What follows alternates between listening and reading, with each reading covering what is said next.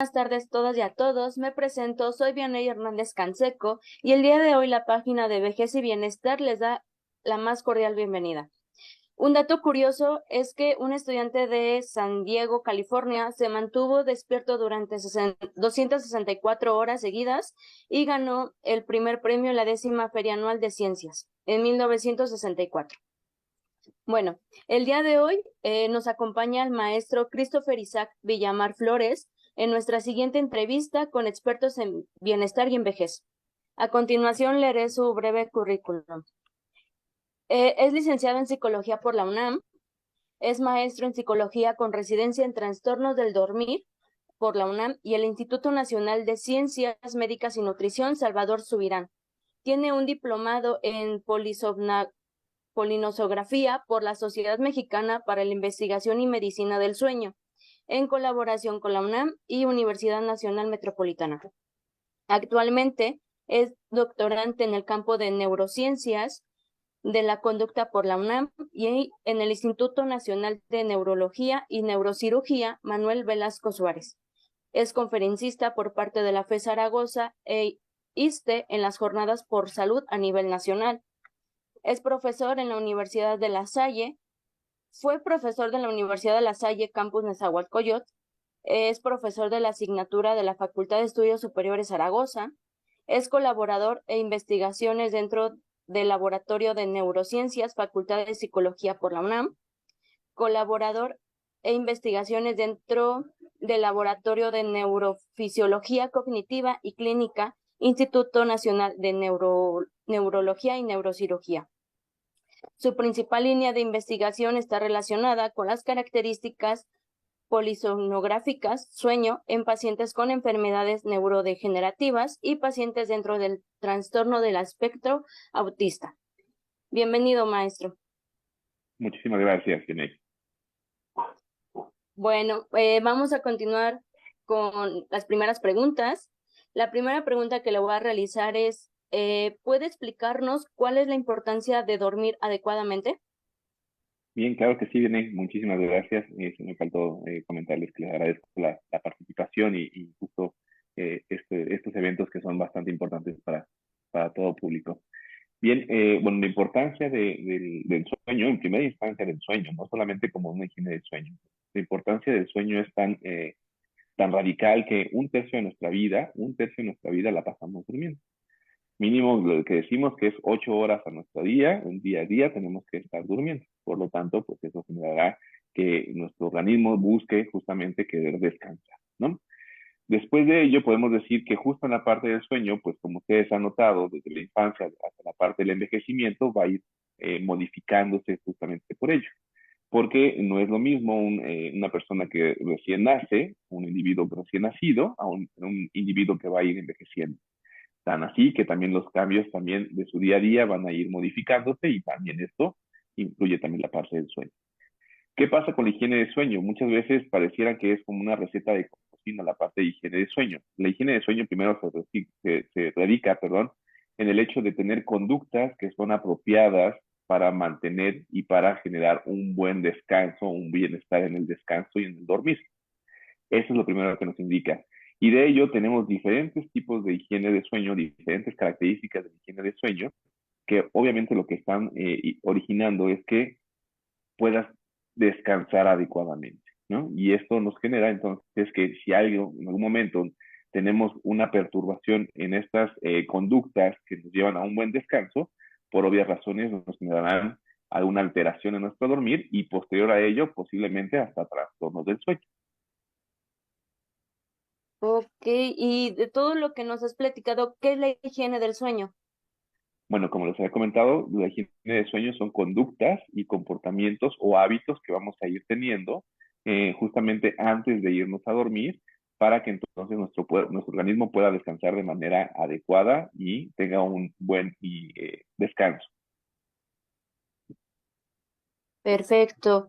Y por ejemplo, llevarnos más hacia un grupo de personas, en este caso las personas mayores, ¿cuáles son los trastornos del sueño más comunes para este sector poblacional? Claro, bueno, esta es una pregunta bastante compleja de poder contestar, porque no existe una sola cosa que nos pueda decir que por esto las personas que van envejeciendo, o todos que vamos envejeciendo, o las personas de la tercera edad, o el último grupo de edad, ya tenemos algo que nos podemos identificar y que quitando eso significa que ya vamos a descansar. No, resulta que es tan compleja porque existen muchos factores que nos van a estar relacionando con una alteración en nuestro proceso de dormir, o al menos en estas personas, en este grupo etario. Es así que existe desde la parte social, desde la parte personal y desde la parte médico-biológico. O sea, existen varias cosas que nos van a decir que entonces esta persona, si está no descansando adecuadamente, habría que ver algunas de ellas. Te lo puedo decir un poquito más sencillo, ¿no? Para que vamos dándole como algún tipo de camino a esto. Resulta que las personas que están envejeciendo o de 60 años a más, podemos decir que casi el 50% de ellas, casi el 50, que es el 49.1%, presentan trastornos del dormir, ¿ok? Y de ello implica más, incluso más del 60% de estas personas que tienen trastorno del dormir, más del 60% de ellas inciden en un trastorno bastante común por cada uno de nosotros, que es el insomnio. Es la principal característica que podemos observar en personas, obviamente, que están en este grupo etario, que es de 60 años en adelante, ¿no? Después de ello, pues surgen otros tipos de características, como puede ser también el síndrome de apnea obstructiva del sueño, que regularmente lo encontramos con personas que empiezan a querer roncar o están roncando de manera estrepitosa, y esto lo que generará entonces son pausas respiratorias mientras estamos durmiendo. Esa sería como la segunda prevalencia en este grupo etario, y no solamente en este grupo etario, incluso nos indica un estudio en México que después de los 40 años en adelante podemos generar perdón, estas alteraciones en nuestro proceso del dormir. Y ya por último, primero tenemos insomnio, después síndrome de la apnea obstructiva del sueño, y por último tendríamos entonces el movimiento periódico de las extremidades, además con el síndrome de las piernas inquietas, que van muy de la mano. Estas dos características empieza primero con las piernas inquietas, que es una sensación perceptual o sensitiva, que nos empieza a generar, sobre todo en miembros inferiores, una sensación de querer mover de manera recurrente las piernas, para que entonces mitiguemos esta sensación de ardor, dolor, hormigueo, comezón. No es lo mismo que un calambre, es diferente. Y después de ello, durante la noche, se ha observado también que estas personas que tienen síndrome de las piernas inquietas generarán entonces movimientos periódicos de las extremidades. Estos movimientos periódicos de las extremidades se presentan justamente ya estando durmiendo, donde el paciente empieza a mover de manera rutinaria y secuencial sus miembros inferiores. Y por lo tanto, al tanto movimiento, generará entonces que generen justamente estos despertares durante la noche. Wow, es muy interesante todo lo que nos ha platicado. Y por último, ¿qué acciones se pueden realizar para que las personas mayores mejoren su higiene del sueño? Claro, muy bien. Bueno, en primera instancia, de tratar de detectar si existe algún problema de sueño. ¿Cómo detectamos una persona tiene problemas de sueño o alteraciones en su poder dormir, independientemente del grupo de edad? Una persona de Ujú. manera que pueda identificarlo, quiere decir es que si te sientes muy cansado al día siguiente por la parte del día, en la parte diurna, con ganas de ir a dormir, con ganas de estar todo el tiempo acostado, todo el tiempo bostezando, e incluso si llega un momento en donde tú te sientas en algún lugar para descansar y te quedas dormido, eso implica entonces que tu descanso se está viendo afectado, o al menos en el periodo de sueño se está viendo afectado. Y es la principal característica que podemos identificar para saber si tenemos entonces algún padecimiento en la parte de nuestro sueño.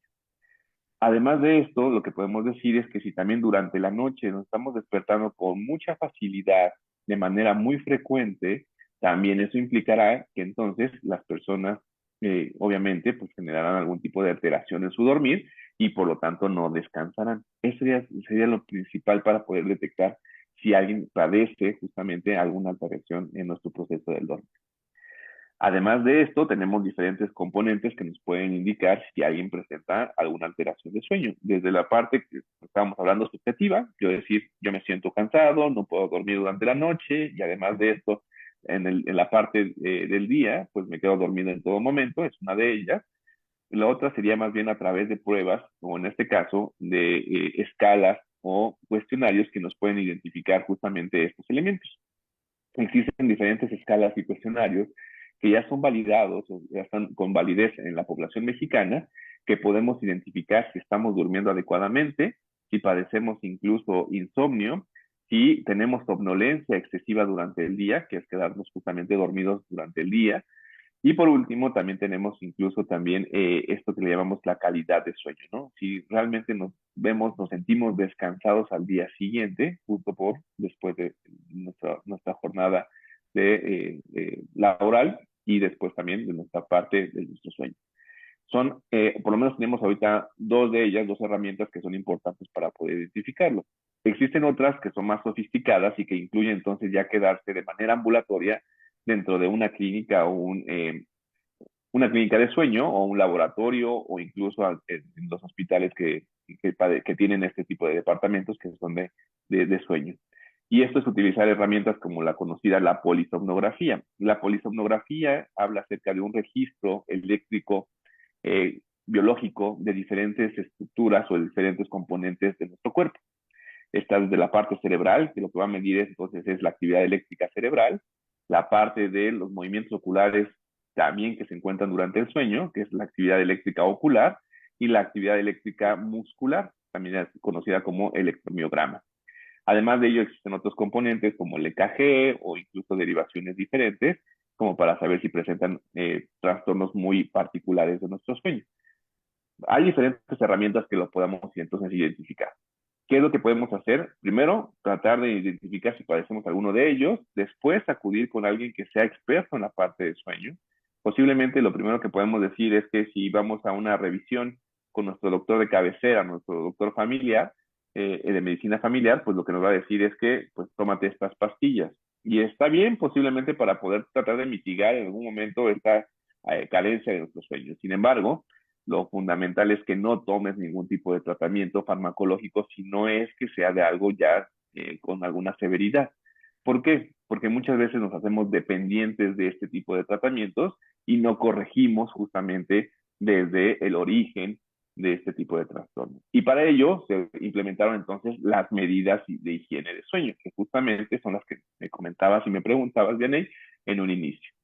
Estas medidas de higiene de sueño lo que nos dice es que existen entonces diferentes factores que podemos entonces controlar o disminuir para que entonces se pueda generar una buena calidad de sueño. ¿Cómo qué puede ser? Yo te puedo preguntar, a lo mejor tomas bien tu café antes de irte a dormir. ¿Cuánto tiempo antes de irte a dormir tomas café? ¿Cuántas tazas de café? Vianey, ¿fumarás acaso tú? Bueno, si es así, cada cuándo lo haces, cuántos cigarros lo haces, haces ejercicio, Vianey, ves tu smartphone, tu tableta o tu televisión en tu cama mientras estás dormida o queriéndote dormir, Vianey, pues posiblemente todas estas, si ustedes van tomando justamente en cuenta ello, pues tenemos entonces que modificar, ¿no? O también muchas veces, ¿no? Vamos a hacernos una buena cena copiosa, por ejemplo, un buen guisado antes de irnos a dormir, unos buenos tacos que regularmente nos gustan por la noche, pues esto lo que generará entonces también son malestares gastrointestinales y que por lo tanto también evite la persona de consumirlos. ¿Por qué? Porque generan también algún tipo de alteración en nuestro sueño. Otra de las cosas, por ejemplo, hacer el ejercicio. Muchas veces decimos, es que ya estoy bien cansado para hacer ejercicio antes de irme a dormir.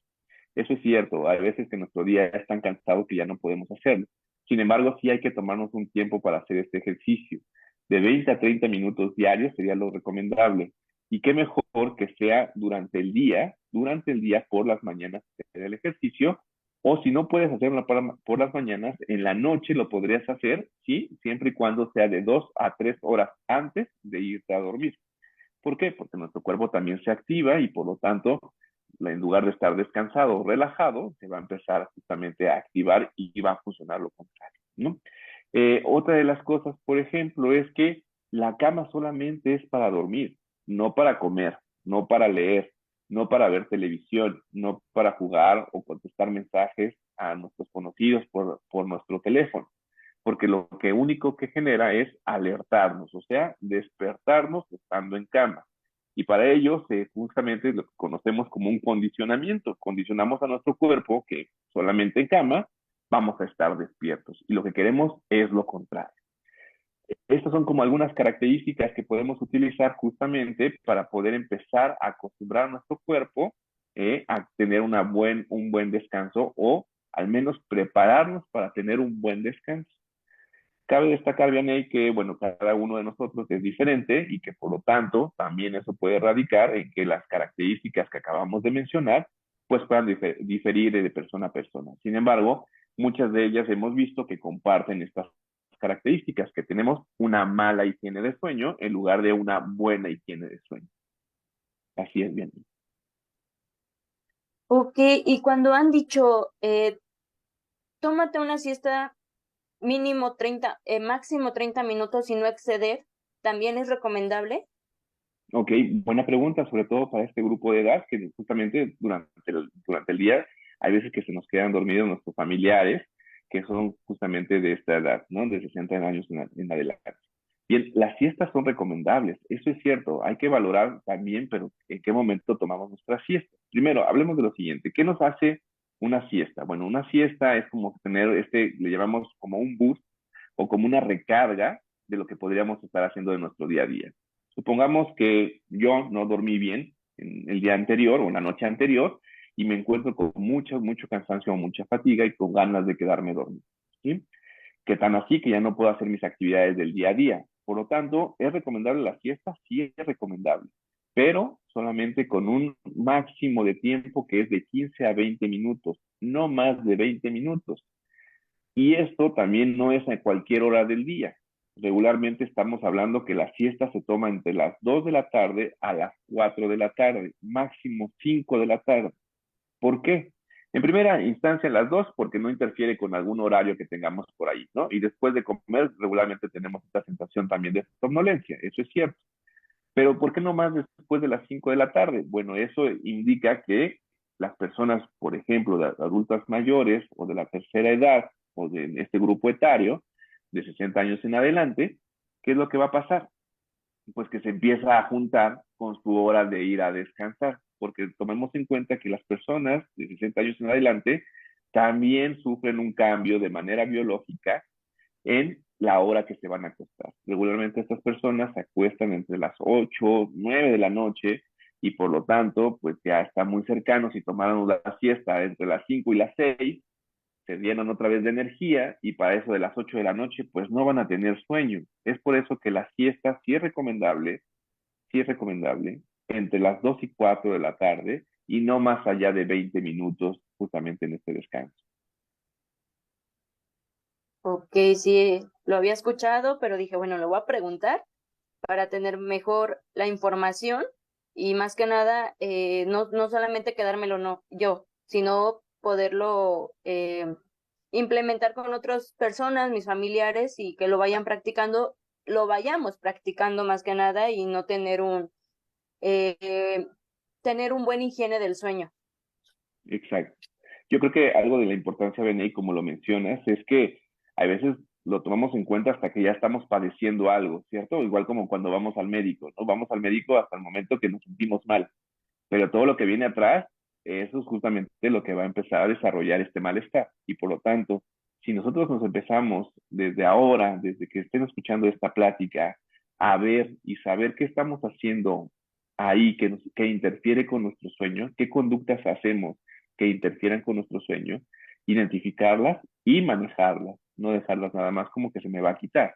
Ahora, si no podemos, pues siempre existirán los expertos en sueño que justamente ayudaremos o trataremos de ayudar a recuperar justamente estas características propias de poder descansar adecuadamente. ¿Por qué? Retomo esta parte porque un tercio de nuestra vida no la pasamos descansando. Entonces nuestro cuerpo lo exige. Ok. Bueno, muchísimas gracias por su participación, maestro Christopher. La entrevista nos ha permitido tener una mejor comprensión del tema.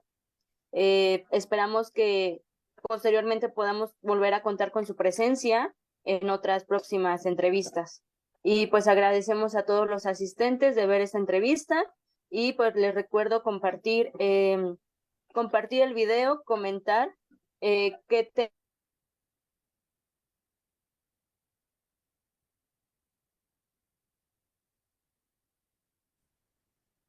Bien, se me cortó un poquito aquí la señal, bien, discúlpame, pero bueno, agradezco nuevamente la invitación y ojalá que sí podamos seguir participando en estos escenarios y en estas pláticas tan interesantes que seguramente las vamos a continuar haciendo. Les agradezco a ustedes también por la invitación, Vianey, y al doctor César, y bueno, pues que tengan muy buena tarde a todos. Gracias, igualmente.